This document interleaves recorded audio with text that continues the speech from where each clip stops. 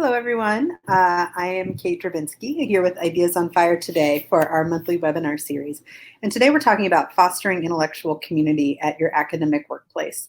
And the reason we thought this was a good webinar topic is because a lot of us, when we started a new job, or even if we've been there for a long time, the thing that got us hooked on being in the academy and doing research in the first place, the kind of academic community we have of people who share similar interests and ask similar questions, that community isn't there. A lot of our department meetings turn out to be about who's teaching what when, or what's the administration doing about this, or who's going to be on what committee, and much less about the research that we do.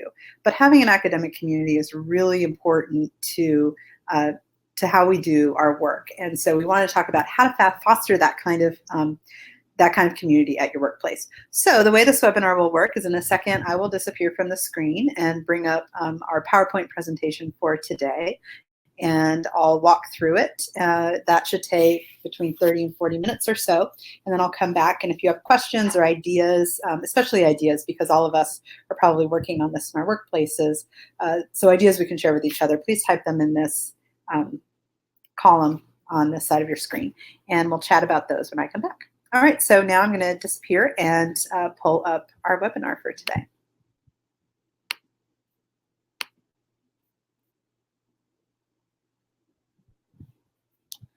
Okay, so as I said, today's webinar is fostering intellectual community in your academic workplace. So on tap today, we're going to start by talking about why intellectual community matters. And you probably know why it matters to you, but I want to take a minute to reflect on that. And then we'll talk about some strategies for finding that academic community and building it where you are. So we'll discuss working across disciplines and why that's important, some strategies for finding your community, and then we'll talk about sort of three specific strategies: writing groups, reading groups, and social events. I think writing groups are the best known, but reading groups and social events can be really important for building this community as well.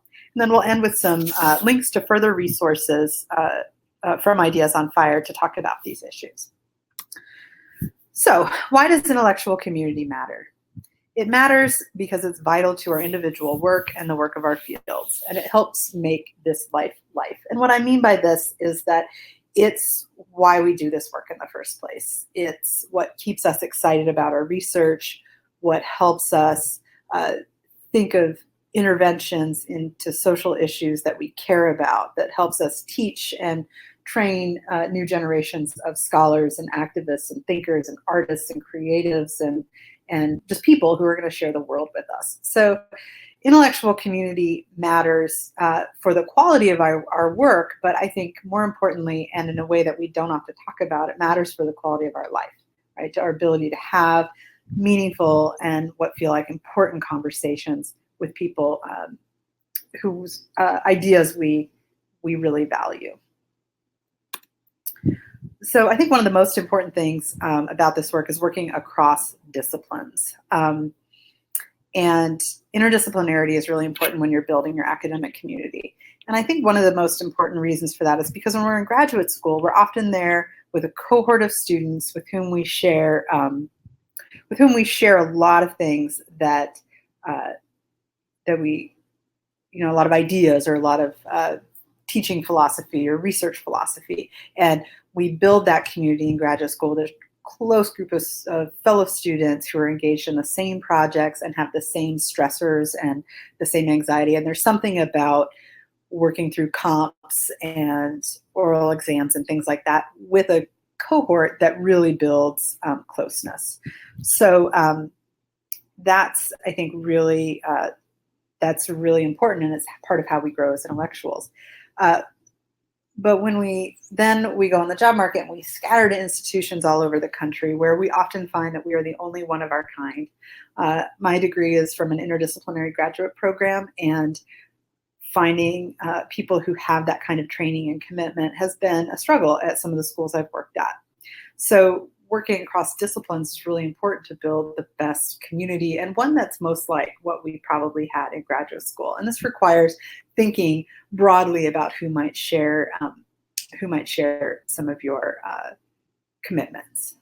So how do you do this, especially when everybody is, quote, so busy? And I put that in scare quotes that you can't see because we're busy, but we also have time. And I'm going to push us today to think about how to take some time to spend to build this community. And the easiest way to do it, honestly, is to go to the welcome reception, the meeting, the campus event, especially right now at the beginning of our semesters when the college, your college probably has a welcome party or something for new faculty. Their first events of the fall semester are happening, and showing up at those things and showing face is a really important way to signal to others that you're interested in the academic community. And it also helps you find people during the Q&A period or that glass of seltzer at the end of the party or something who you can really connect with. If you can't go to those receptions because you really are too busy, or they're always at night and you have to take care of your children, or whatever reason you can't make it. One reason for me is I don't have a car, and so getting to campus events at night can be a bit challenging. So if you can't make it to those events, use your detective skills to find potential members of your intellectual community and then reach out to them. And we'll talk more about that in a second, but when we're finding those community members, don't just look in your college. In my university, we have, I'm in a humanities department. Over in another school, they have the geography and environmental systems department, and it turns out a lot of people with similar interests to mine are over there. And I wouldn't know if I didn't go to things and learn about new faculty members. So those are some ways to work across disciplines to find people who might help build that community with you. So to find it, you've got to cast a wide net and be patient. I know that especially at the beginning of the semester, everybody's got 1,000 little meetings, and it can be hard to get people to commit to another one. So if you haven't been doing this work over the summer, you got to be patient for the semester or two. Sorry if you just heard my cat cry. It can be hard, but you got to be a little patient to sort of build that community. It's just like when you move into a new city, it can take a while to figure out where things are. And the same is true when you're finding your intellectual community at the university. And sometimes you build it out with one or two people at the beginning, and just, it's about being persistent in meeting with people and talking about your research and sort of making that something that's alive on your campus.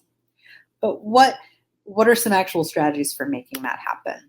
I want to first talk about writing groups. And writing groups, I think, are pretty well established techniques for building community because they require people to show up with a piece of writing that they share with others and that you have a conversation about. So this is a really useful way to build community, and it's a way to make that community building also productive, right? It helps you stay on track with your own writing if you've got these imposed deadlines. If you're not in graduate school anymore, you often don't have those except for a sort of a vague 3 to 6 years from now promotion issue.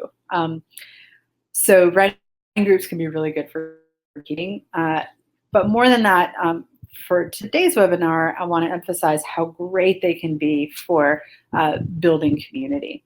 And writing groups don't have to be about producing large quantities of writing that you share with others and read, especially if you're busy. A writing group can also be something that you set once a week, once a month, a couple times a semester, where people meet in a place and just write. This is sort of, I think, a less popular form of writing group, but I would argue a really, really useful one, because the writing group meeting in that way to just write takes the pressure off of you to produce something for readers right away. It also takes care of the problem of, do you have time to read what somebody else has written? You might not have time for that. And it also forces people to sit down and write. And in that sitting together, you're building a community of writers, which is part of the intellectual community you want to build. And then invariably, you talk about what you're writing about, your struggles, what's frustrating you about the writing, the kinds of things that build genuine human connections and help you make friends and allies who will help you as you move forward in your career, whatever that moving forward might look like for you. So writing groups are a really important tool for this. And at the end of this webinar, I'll link to a webinar we did last year about how to make writing groups that really work. Another technique that I think is sort of less common than the writing group and is the reading group. And if you think back to what got you involved in the academy in the first place, it likely had something to do with liking to read and liking to learn. And it's also one of the things that I think falls off for a lot of people when they start a new career, start at a new university. You're so overwhelmed with learning how to teach new students and where to park on campus and that kind of stuff, that it can be hard to find time to read, especially when there's such a push towards writing as productivity.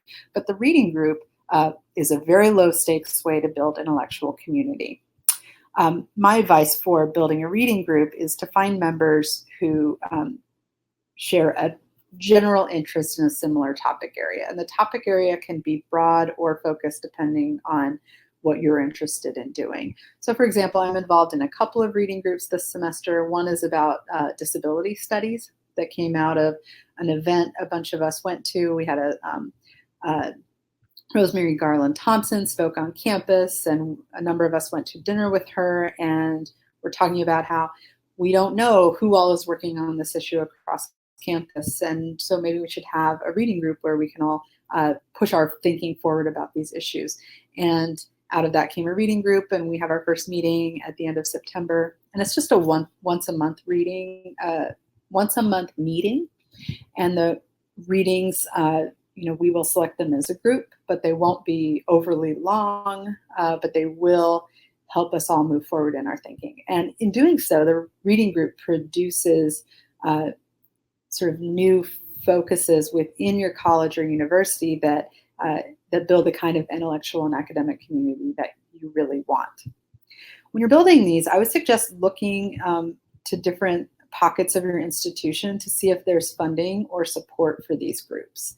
So talking to your chair and asking your chair to talk to the dean about funding, or if you have a humanities center or interested departments, ask them to kick in $100 or $2 so that you have a budget for your reading group. And the way to use this budget is honestly to buy snacks. It makes every reading group better, and it helps people feel motivated to come, especially if you have it, say, during a lunch hour. So finding that academic or that monetary support can make for a better group. Also, there's a way that if the reading group has some institutional support, it can sometimes help pull in a wider net of people who learn about it through official channels. So the support can help build that community in multiple ways. It can also, if you're doing the organizing work, signal to your dean, to your chair, to others that you're really interested in building the intellectual life of the campus. And I think we do that because it's what keeps us alive.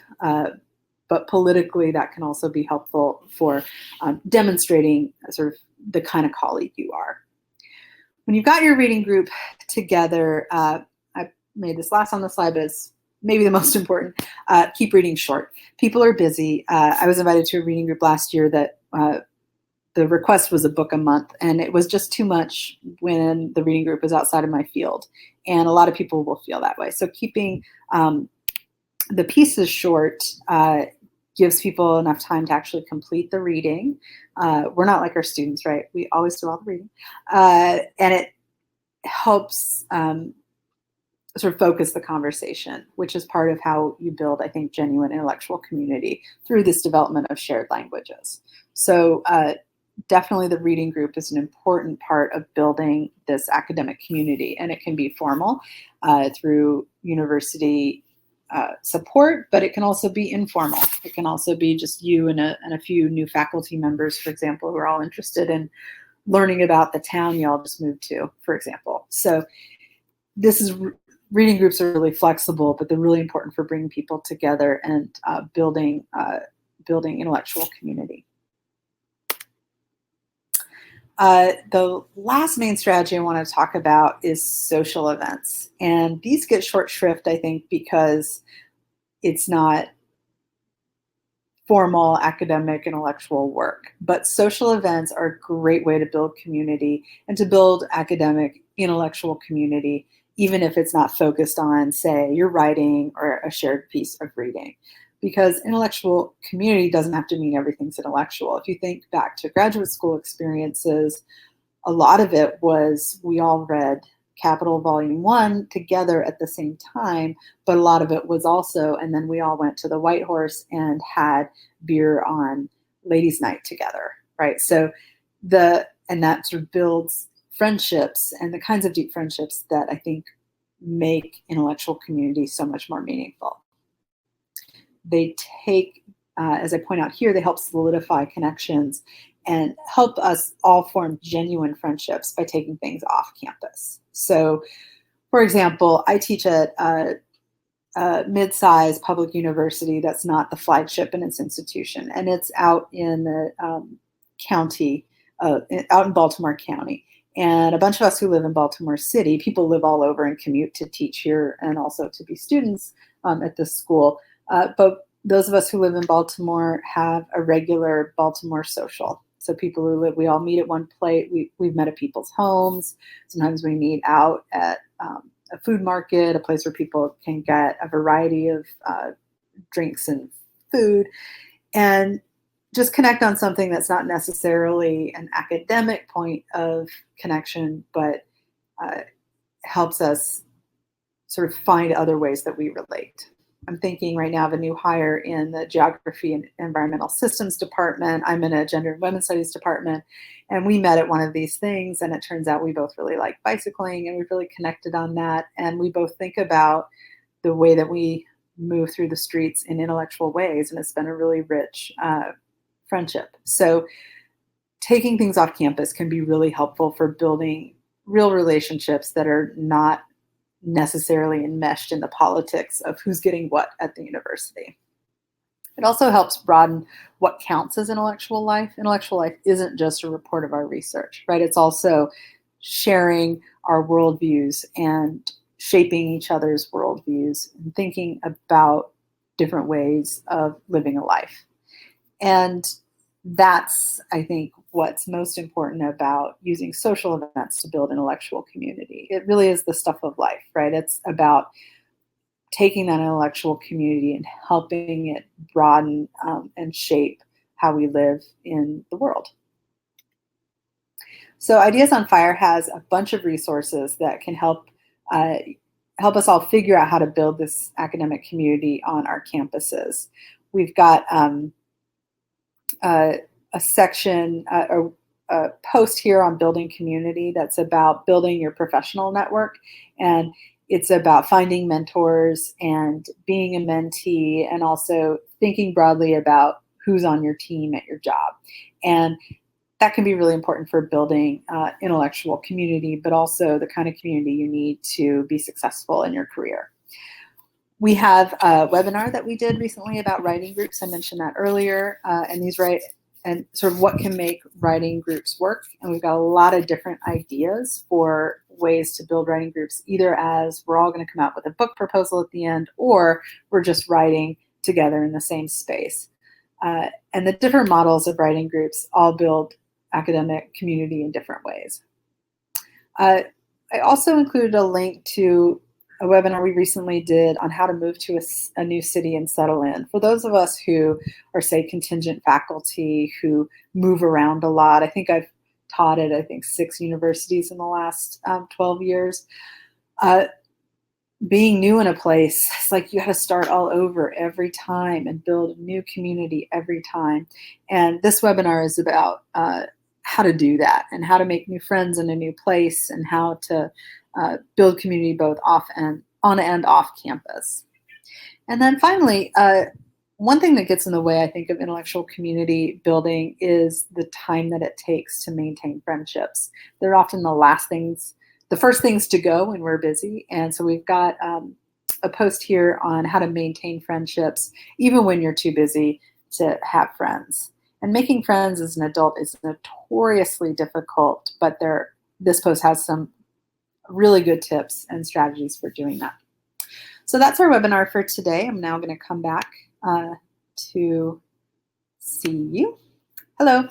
And thank you, Kathy, for posting the webinar slides. That's our webinar for today. Does anyone have any questions or ideas or strategies for how you've built intellectual community at your workplace?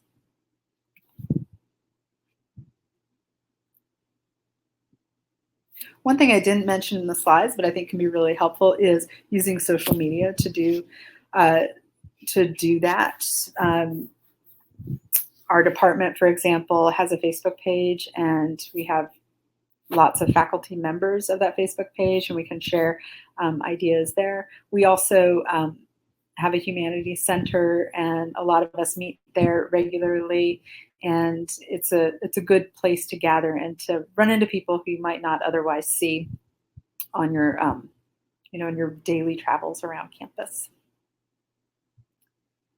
Well, thank you so much for joining us today, and the slides that Kathy posted are available for your use at any time, and we hope to see you next month at our next Ideas on Fire webinar. Bye.